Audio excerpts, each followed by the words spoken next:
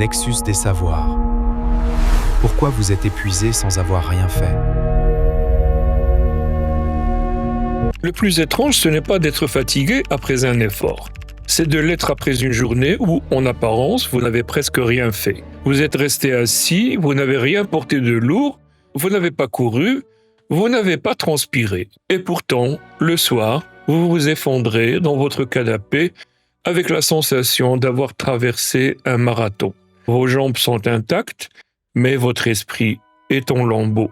Vous vous dites que c'est absurde, que la fatigue, la vraie, celle qui semble légitime, devrait venir de l'effort physique. Alors vous vous accusez de paresse, de faiblesse, peut-être même d'exagération. Vous regardez vos mains qui n'ont rien soulevé et vous ne comprenez pas pourquoi. Un simple message vous demande déjà trop. Ce que vous vivez porte un nom. Les neuroscientifiques l'appellent fatigue cognitive. Et elle n'a rien d'imaginaire. Elle consomme autant d'énergie qu'un travail de force, parfois davantage. Et le plus troublant, c'est qu'elle frappe précisément ceux qui croient ne rien faire. Partie 1. L'illusion du repos. Notre culture porte encore une vieille croyance héritée de l'ère industrielle. Seul l'effort visible compterait vraiment. La fatigue légitime serait celle qu'on voit, celle qui laisse de la sueur sur le front et des courbatures dans les muscles. Celui qui reste assis serait donc, par définition, en train de se reposer. Mais votre cerveau, lui, ne connaît pas cette distinction. Pour lui, penser est un travail. Décider est un travail. Résister à une tentation est un travail. Et ce travail invisible consomme des ressources bien réelles. Imaginez votre cerveau comme une ville qui ne dort jamais. Même lorsque vous êtes immobile devant un écran, des millions de connexions s'activent, des neurotransmetteurs circulent, du glucose se consume.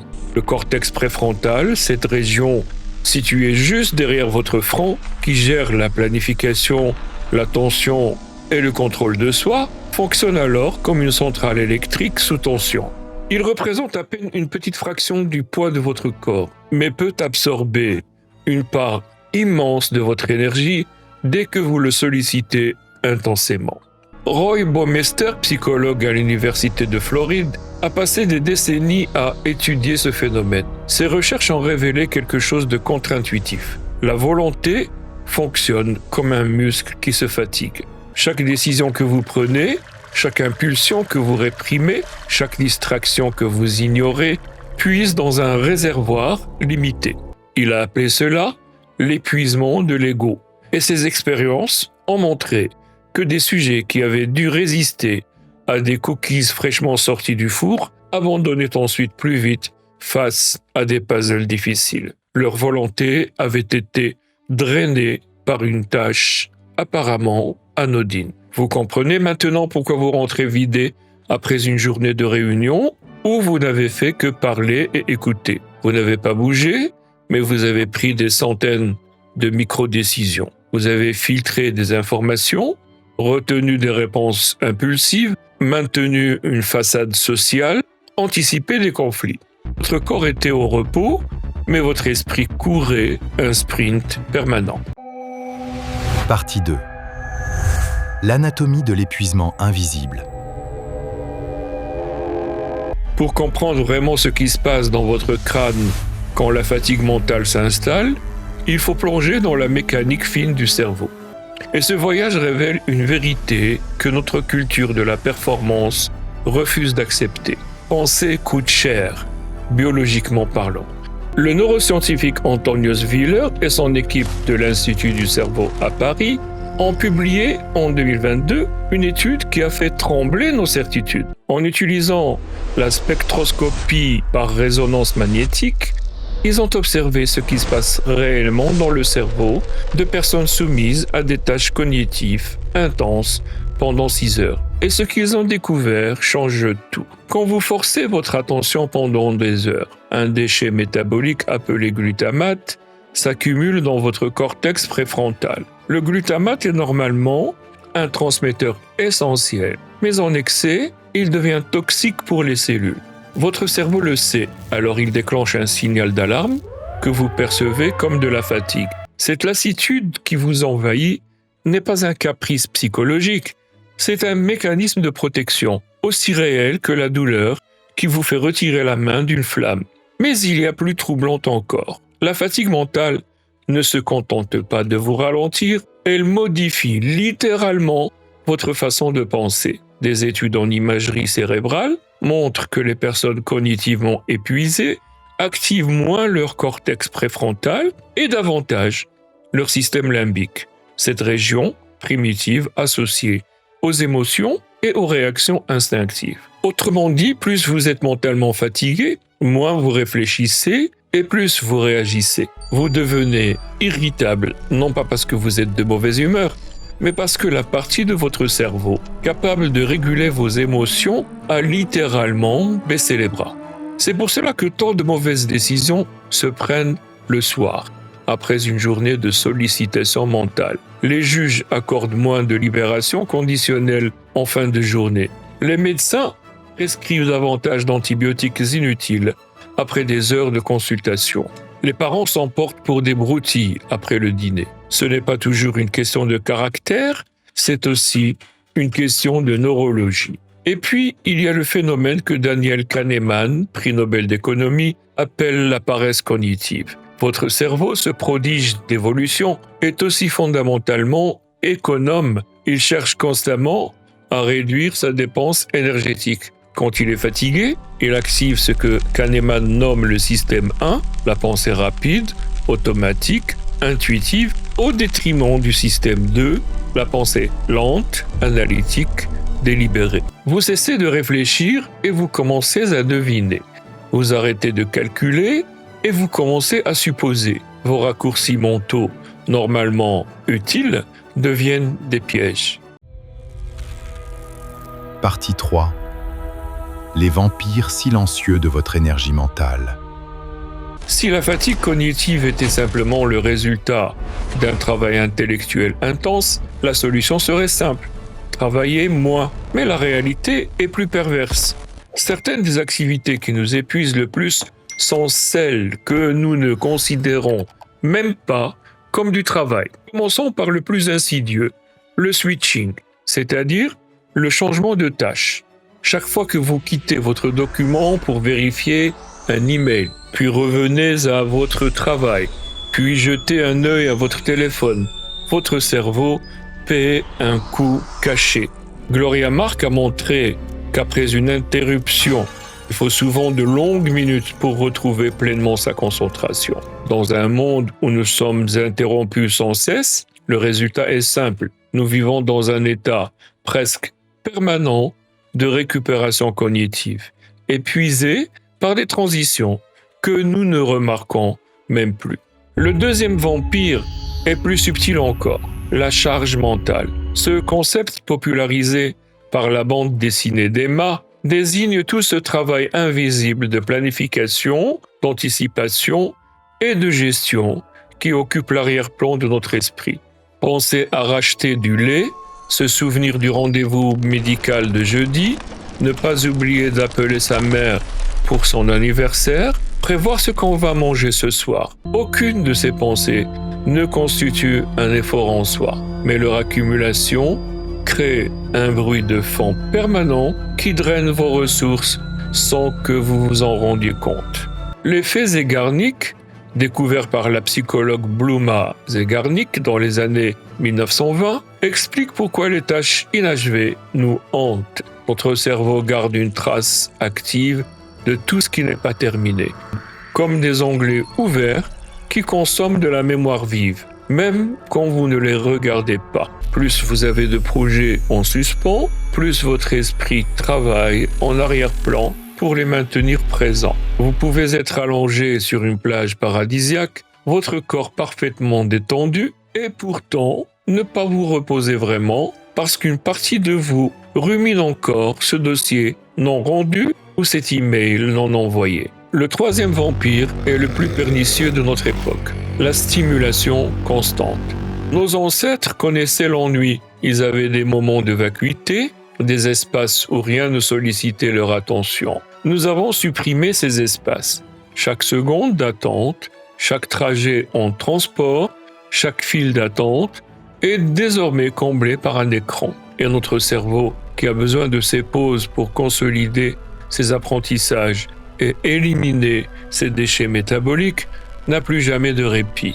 Paradoxalement, le scrolling infini sur les réseaux sociaux que nous pratiquons pour nous détendre est l'une des activités les plus épuisantes qui soit. Chaque publication déclenche un micro-jugement, chaque notification active notre système de récompense, chaque image sollicite notre traitement visuel. Nous croyons nous reposer alors que nous forçons notre cerveau à traiter un flux ininterrompu d'informations nouvelles. C'est comme croire qu'on se repose en regardant un feu d'artifice permanent. Partie 4. La science de la récupération. Si tout ce qui précède vous semble accablant, voici la bonne nouvelle. Nous ne sommes pas condamnés à cet épuisement chronique. Les mêmes neuroscientifiques qui ont cartographié les mécanismes de la fatigue mentale ont aussi identifié les conditions de la récupération authentique. La première découverte est contre-intuitive. Le vrai repos n'est pas l'absence d'activité, mais l'absence de demande attentionnelle. Quand vous marchez dans une forêt, votre cerveau travaille, vos sens captent des informations, vous maintenez votre équilibre, mais cette activité ne fatigue pas votre cortex préfrontal, parce qu'elle ne requiert pas d'attention volontaire. La nature, les paysages ouverts, les environnements familiers permettent ce que les chercheurs appellent l'attention involontaire. Votre esprit vagabonde librement, attiré par ce qui l'intéresse, sans effort de focalisation. C'est exactement ce dont votre cerveau a besoin pour se restaurer. Les études de Mark Berman à l'Université de Chicago ont montré qu'une simple promenade de 20 minutes dans un parc améliore significativement les performances cognitives, alors qu'une promenade de même durée en milieu urbain dense ne produit pas le même effet. Ce n'est pas l'exercice physique qui compte ici, mais la qualité de l'environnement attentionnel. La deuxième clé est le sommeil, mais pas n'importe quel sommeil. Pendant les phases de sommeil profond, votre cerveau active son système glymphatique, une sorte de réseau d'évacuation qui nettoie les déchets métaboliques accumulés pendant la veille, dont le fameux glutamate. Ce nettoyage nocturne est littéralement ce qui vous permet de vous réveiller avec un cerveau frais.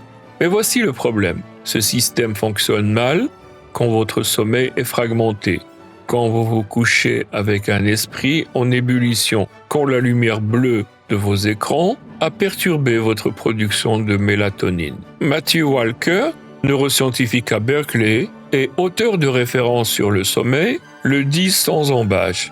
Une dette de sommeil ne se rembourse pas. Vous ne pouvez pas accumuler des nuits courtes pendant la semaine et espérer compenser le week-end. Chaque nuit de sommeil insuffisant laisse des traces, des déchets non évacués, des connexions non consolidées. La fatigue mentale chronique est souvent, à sa racine, une dette de sommeil que nous ignorons. La troisième clé nous vient d'une source inattendue, la pratique contemplative. Quand les neuroscientifiques ont commencé à scanner le cerveau des méditants expérimentés, ils s'attendaient à trouver un cerveau au repos. Ce qu'ils ont découvert était plus intéressant. Un cerveau actif, mais d'une manière radicalement différente.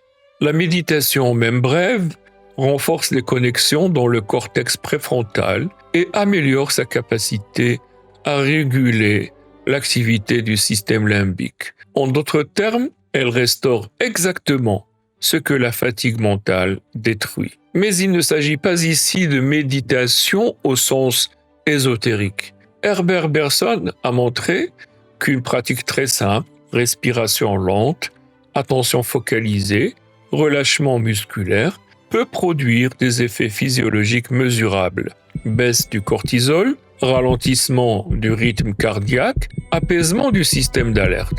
Vous n'avez pas besoin de devenir moine bouddhiste, vous avez besoin de 10 minutes de silence intentionnel. Partie 5. Vivre avec un cerveau qui a des limites.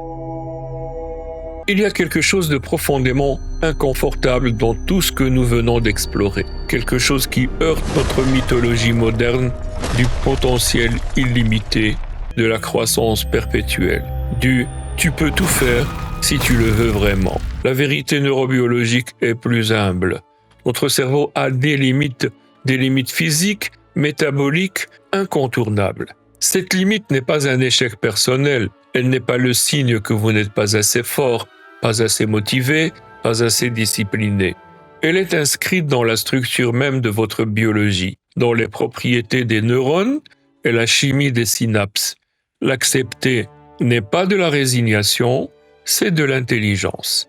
Les philosophes stoïciens parlaient de l'importance de distinguer ce qui dépend de nous, ce qui n'en dépend pas. Épictète enseignait que la sagesse commence par cette reconnaissance. Vous ne pouvez pas augmenter indéfiniment la capacité de traitement de votre cortex préfrontal par la seule force de la volonté.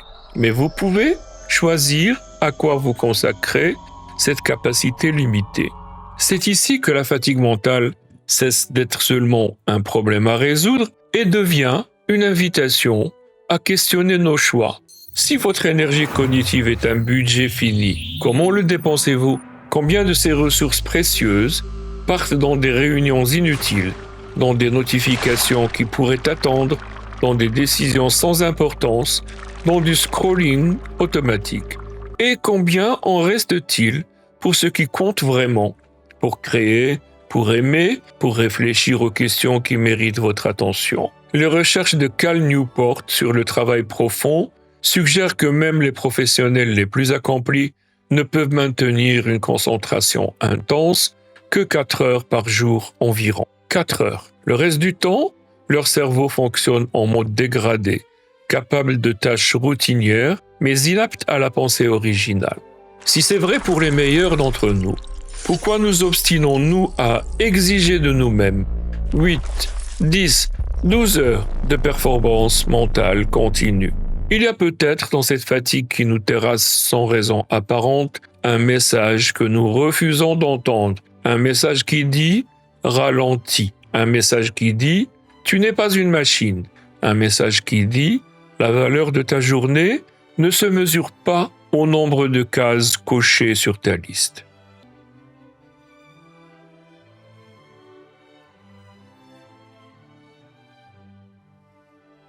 Ce soir, quand vous vous effondrerez sur votre canapé sans comprendre pourquoi vous vous êtes si vidé, souvenez-vous de ceci. Votre cerveau a travaillé, même si vos muscles sont restés immobiles. Et cette fatigue invisible n'est pas une faute morale, c'est le prix biologique d'un monde qui sollicite sans cesse votre attention. Souvenez-vous que le glutamate s'est accumulé dans votre cortex préfrontal, que votre volonté a été sollicité des centaines de fois, que chaque notification, chaque décision, chaque résistance a une distraction, a prélevé son tribut. Et peut-être avec cette connaissance, pourrez-vous faire quelque chose de révolutionnaire, vous accorder le repos sans culpabilité. Accepter que la fatigue que vous ressentez est légitime, même si elle est invisible. Comprendre que prendre soin de votre cerveau n'est pas de la paresse, mais de la sagesse. Car au fond, la question n'est pas de savoir comment faire plus avec moins de fatigue. La question est de savoir ce qui mérite vraiment que vous vous épuisiez pour lui. Et cette question-là, personne d'autre que vous ne peut y répondre. Merci et à très bientôt sur Nexus des Savoirs.